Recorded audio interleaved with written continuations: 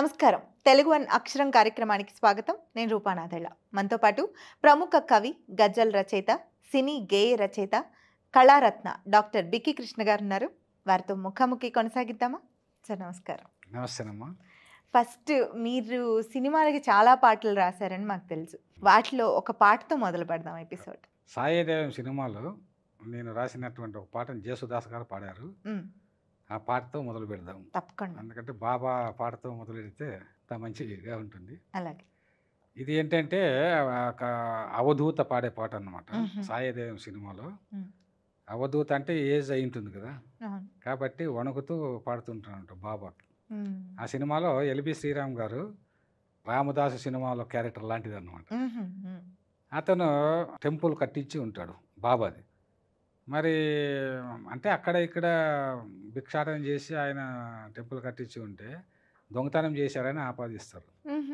కాబట్టి జైలుకి తీసుకెళ్ళే సందర్భంలో అప్పుడు అతను కొద్దిగా భయపడితే అవధూత రూపంలో బాబా కనిపించి పాడే పాట, అదే సిచ్యుయేషన్ అన్నమాట. ఓకే. మనం మామూలుగా బాబా హారతుల్లో సేజ్ హారతి పాడేటప్పుడు కూడా సాయి అవధూత, బాబా అవధూత అనే పదాలు వింటా ఉంటాం. అవునవును, అవధూత పాడే పాట.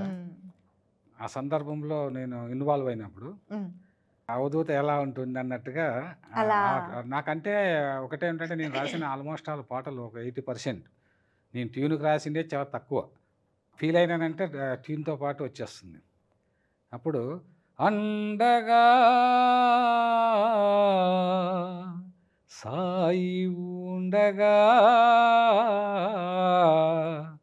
భయమెందుకురా నీకు దండగా, ఆ నింగి సాయి, ఈ నెల సాయి, ఆ గాలి సాయి, ఈ గంగ సాయి, పంచభూతాలలోన పొంచి ఉన్న రూపం సాయి, సర్వజీవరసుల్లోన దాగి ఉన్న దైవం సాయి, సాయి లేని చోటెక్కడుంది ఈ లోకంలో, కన్నులుండి మీరు చూడకపోతే మైకంలో, మాయా మైకంలో, ఆ నింగి సాయి, ఈ నెల సాయి, ఆ గాలి సాయి,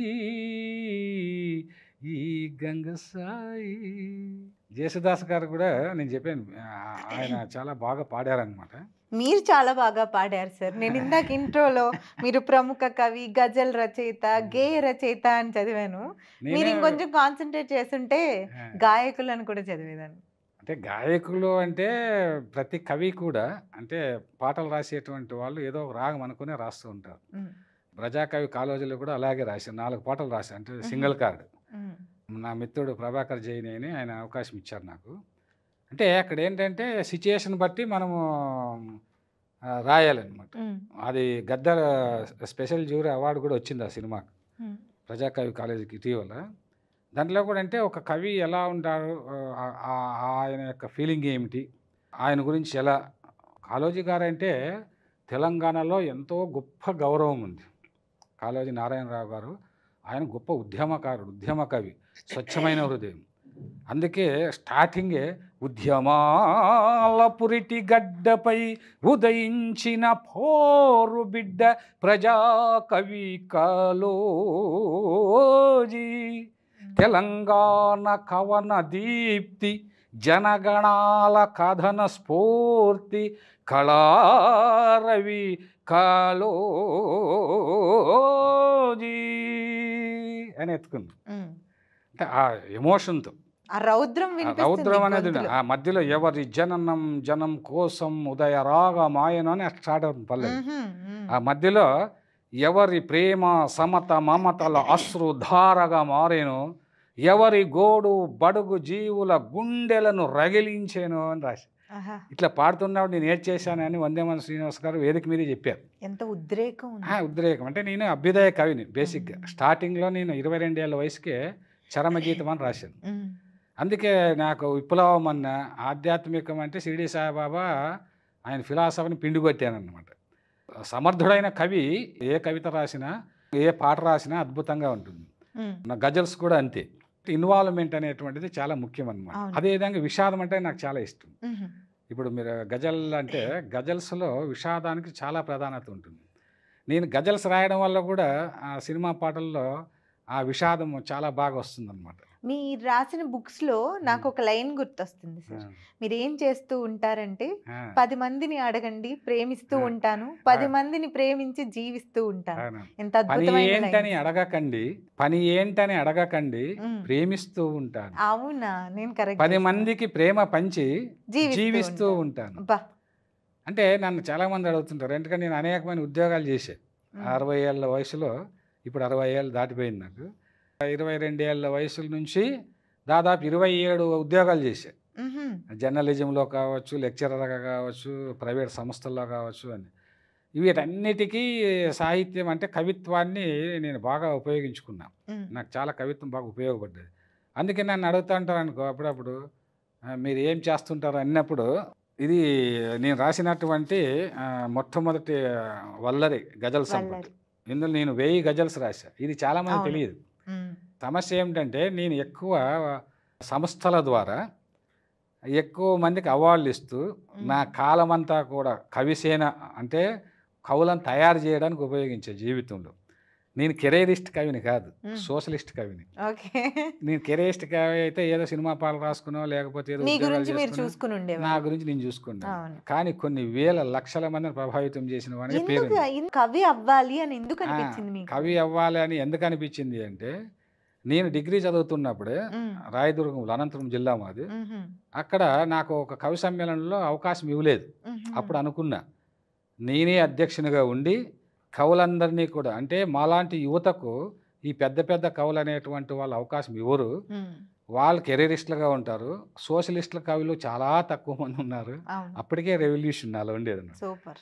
అందువల్ల నేను అప్పటికే కార్మికుల స్వేదం నా వేదం, కర్షకుల ఖేదం నా వాదం, హ్మ్. ఉన్నవాడు తను ఉన్నవాడు, ధనమున్నవాడు, జనమున్నవాడు, బలమున్నవాడు, కులమున్నవాడు, అబ్బా! లేని వానిపై ధనహీనునిపై, కులహీనునిపై, బలహీనునిపై జరిపిన ఎన్నో దౌర్జన్యాలు, అన్యాయాలు, అక్రమాలు చరిత్ర పుటలు తెరిచి పడిస్తే, తరిచి పడిస్తే, మైమరిచి పడిస్తే ఇవే నాకు అగుపిస్తాయి అని రాశాను. అక్కడ ఇంకొక విషయం చెప్పాలమ్మా, నేను ఇంత గొప్ప ఆశయాలు ఉండేవంటే నాకు అప్పుడు. నేను ఏఐఎస్ఎఫ్ లీడర్గా ఉండేవాడిని. హుహు. ఆ చిన్న వయసులోనే నింగిని నేలను ఏకం చేసి వసుధైక కుటుంబం స్థాపిస్తాను, సమానత్వాన్ని సాధించి సంతోషంగా మరణిస్తాను అని రాశాను. అబ్బా! అట్లా కట్ చేస్తే తర్వాత నేను అనేక 600 సంస్థలను ఏకం చేయడము, హ్మ్. అదేవిధంగా గిడుగు రామ్మూర్తి పంతులు, నేను నవ్యాంధ్ర రచయితల సంఘం అధ్యక్షుడిని, భారతీయ సాహిత్య అనువాద ఫౌండేషన్ చైర్మన్గా, మరి అనేక దాదాపు 100 పుస్తకాలు రాసిన, 5000 శిక్షణా శిబిరాలు ఇచ్చాము. ఇంకా అది అనంతం. అయితే ఈ మధ్యలో ఈ గజల్స్ నేను ఒక బాధ వల్ల 10 టీవీలో పనిచేస్తున్నప్పుడు అక్కడ అక్షరము, యోధ, బకాసురు ఈ కార్యక్రమాలు నేనే రాసేవాడిని, హుహు. నేనే చేసి. ఆ హ్మ్. సందర్భంలో గజల్స్ రాశాను హ్మ్. ఒక వేదనతో. 1000కి పైగా. 1000 పైగా గజల్స్ రాశా. అప్పుడు రాస్తున్నప్పుడు 1000 గజల్స్ రాయడం అంటే సామాన్యమైన విషయం కాదు. అవును. దానిపైన పరిశోధన కూడా చేశా తర్వాత. సరే, అప్పుడు నేను మొట్టమొదట అందులో వల్లారి అని మొట్టమొదటి నా గజల్ సంపుటి అన్నమాట ఇది. వల్లరి అంటే అర్థం ఏంటి? వల్లారి అంటే తీగ. తీగ. దాశరథి గారు మొట్టమొదట గజల్కు వల్లరి అని పేరు పెట్టారు. ఆహా! తెలుగులో మొట్టమొదట గజల్స్ రాసినటువంటి వ్యక్తి ఎవరంటే దాశరథి గారు. హుహు. దాశరథి గారు 11 గజల్స్ రాశారు మొట్టమొదట. ఆ తర్వాత నారాయణ రెడ్డి గారు రాశారు. ఆ తర్వాత చాలామంది మాలాంటి వాళ్ళంతా వచ్చాము. కానీ ఆద్యుడైతే దాశరథి గారు, ఈ వల్లరండి. అంటే ఇక నన్ను ఏంటంటే నేనేది ఇన్సిడెంటల్గా రాస్తూ ఉంటాను. హ్మ్.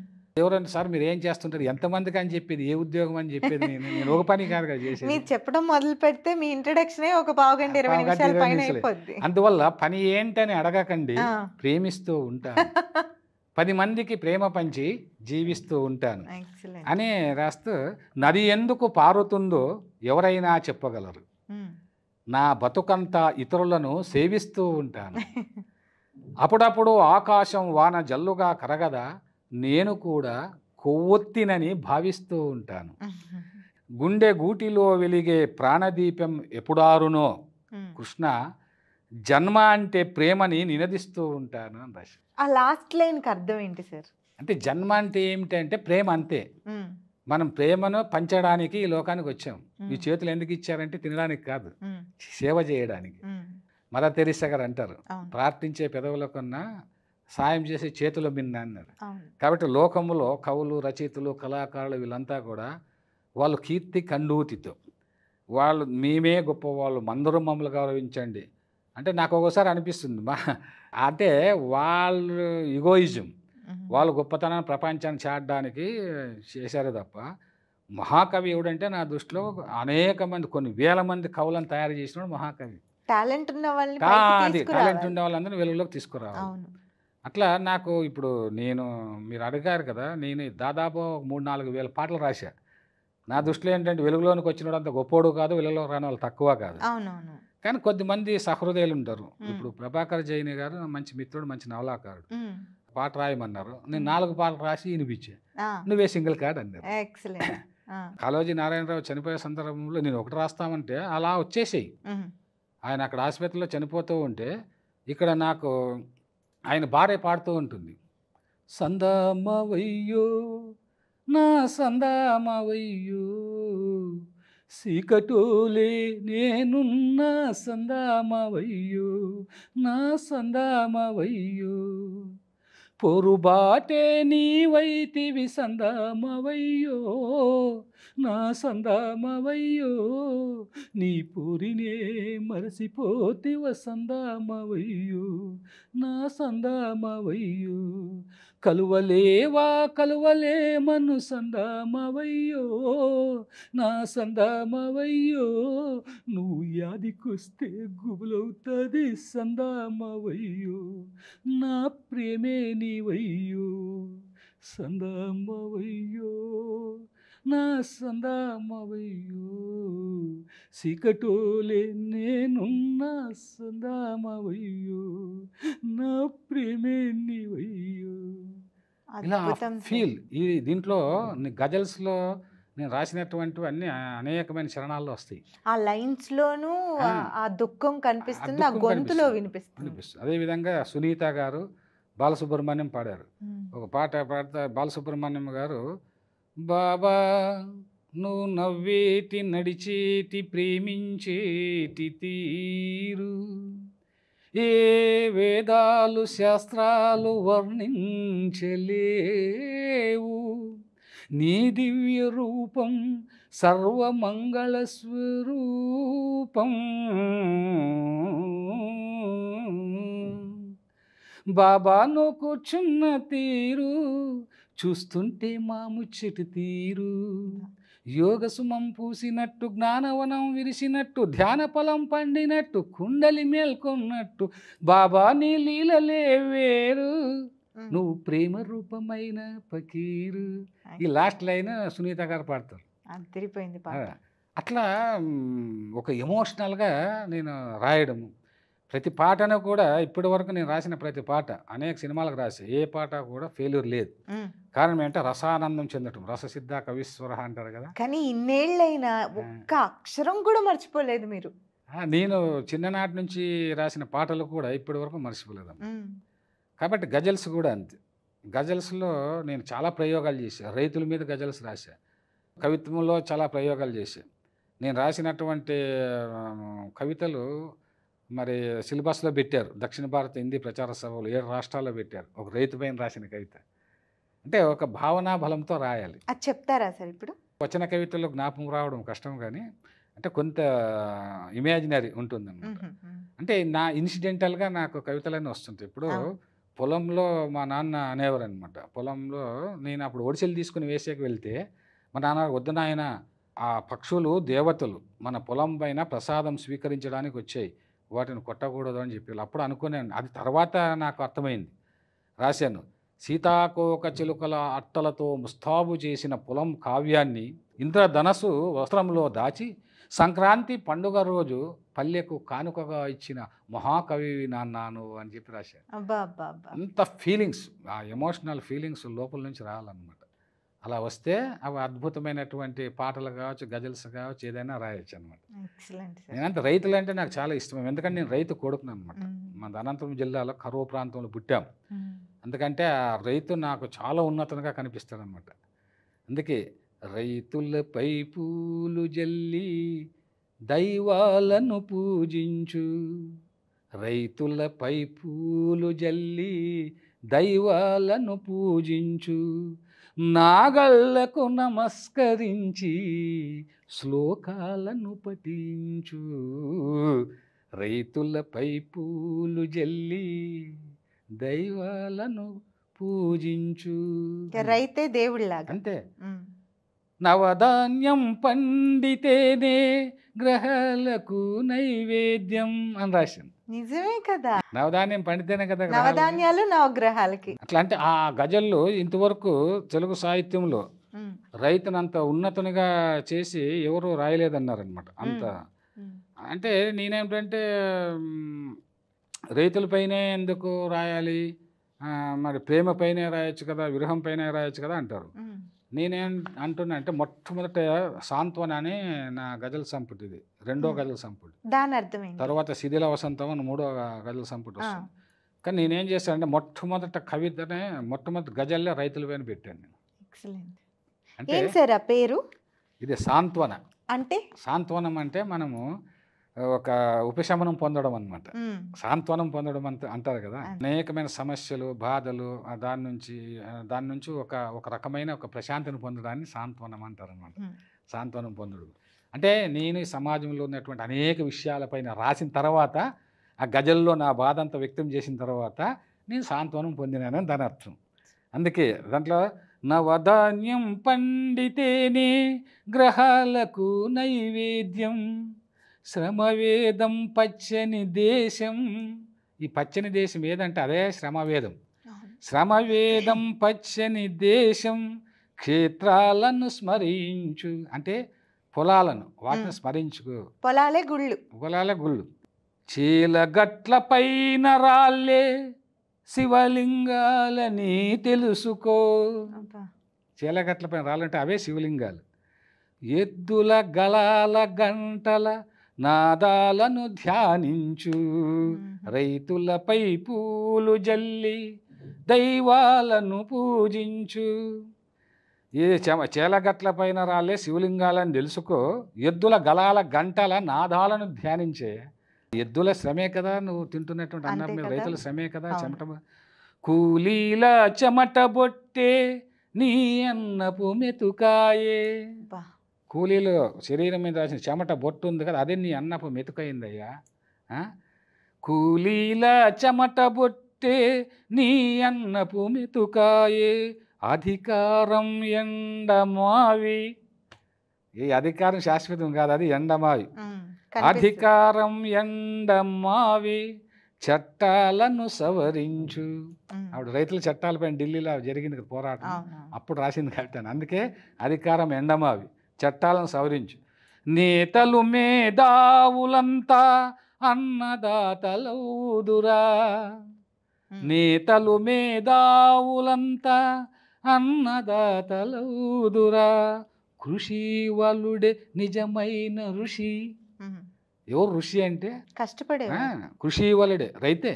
కృషి వలుడే నిజమైన ఋషి, త్యాగాలను ప్రేమించు, రైతులపై పూలు జల్లి దైవాలను పూజించు, నాగళ్లకు నమస్కరించి శ్లోకాలను పఠించు.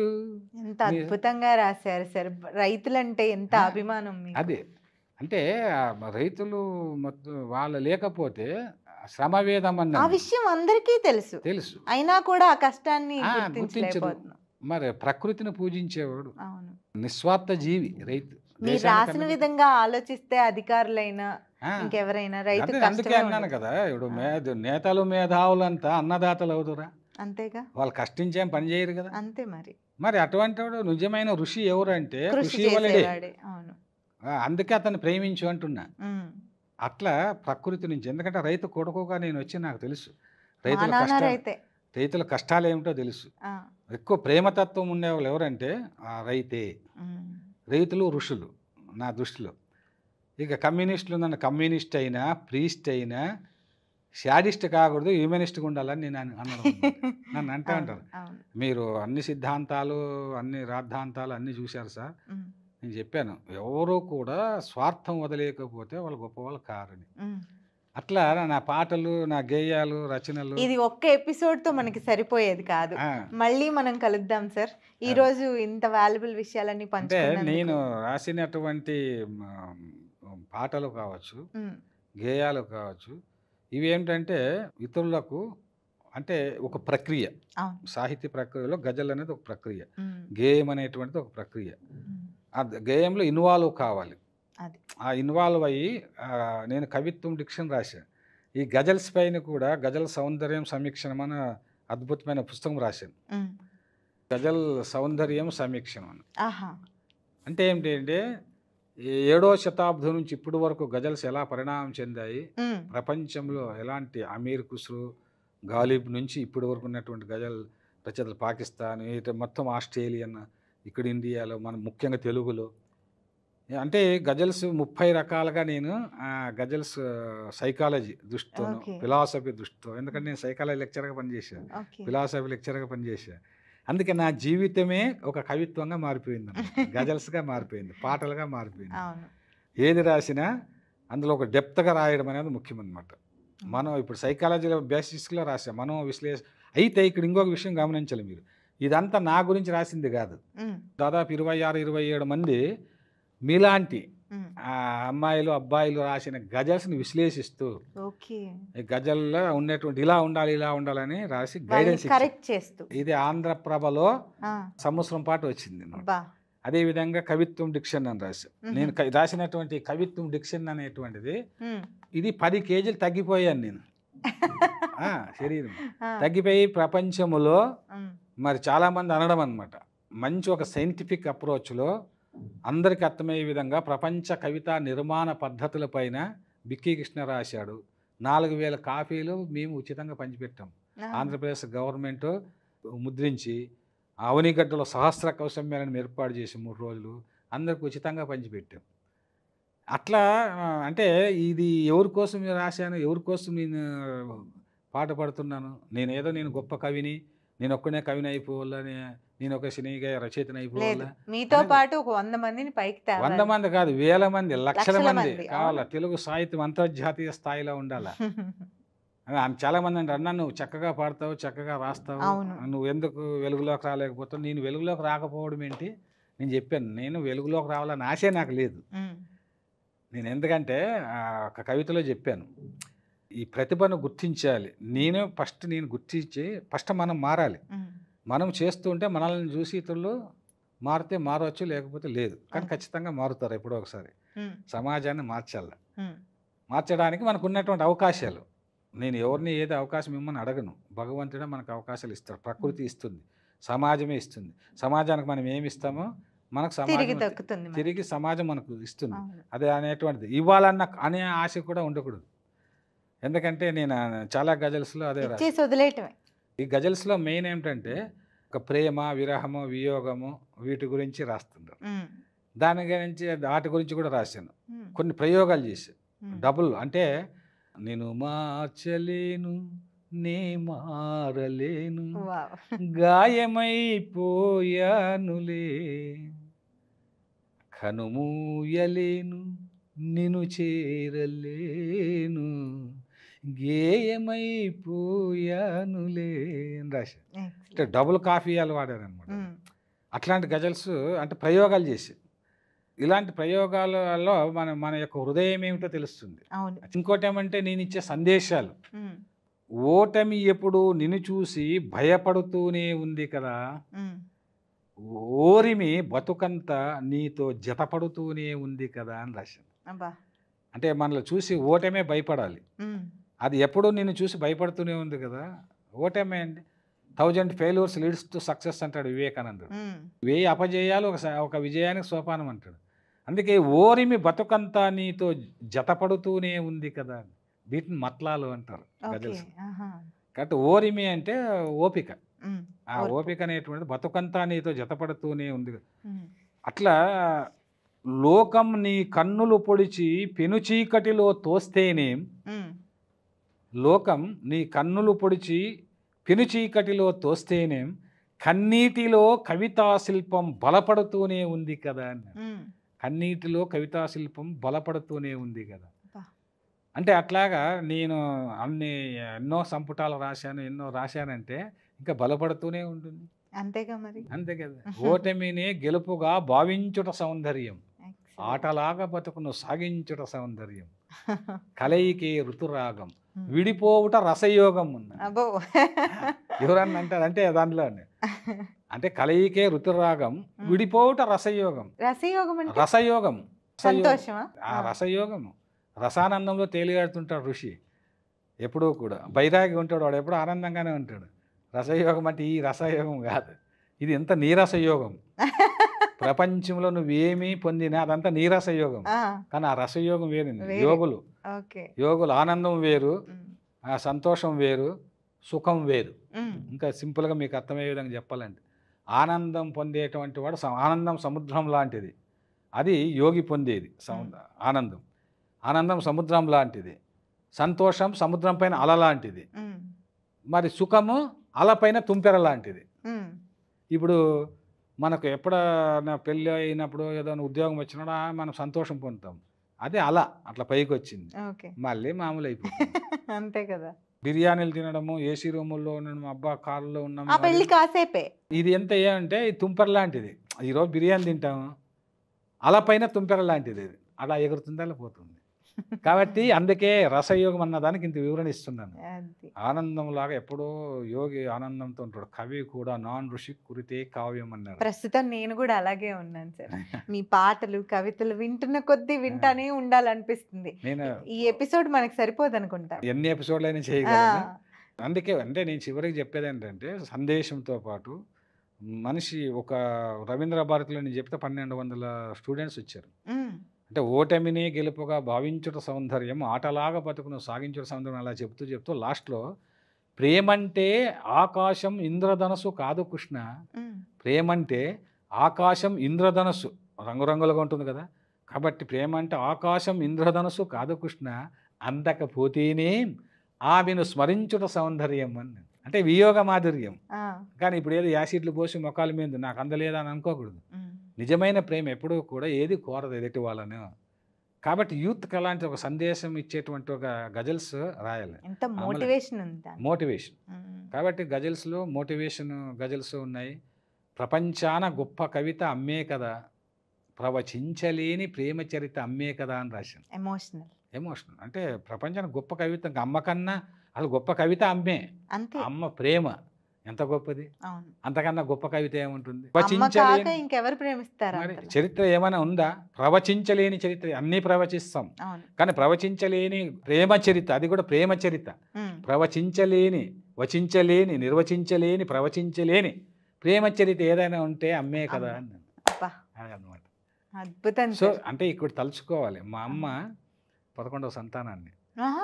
అందుకే మా అమ్మ నా 10 మందిని కనలేక నా ఆపరేషన్ చేయించుకోవాలని వేరే ఊరికి వెళ్ళి, మా ఊరికి మాది వడ్డేపాలెం అని, దానికి జాజూరు అని 15 కిలోమీటర్లు వెళ్ళింది. ఆ రోజు అదృష్టం కొద్దీ డాక్టర్ లేడు.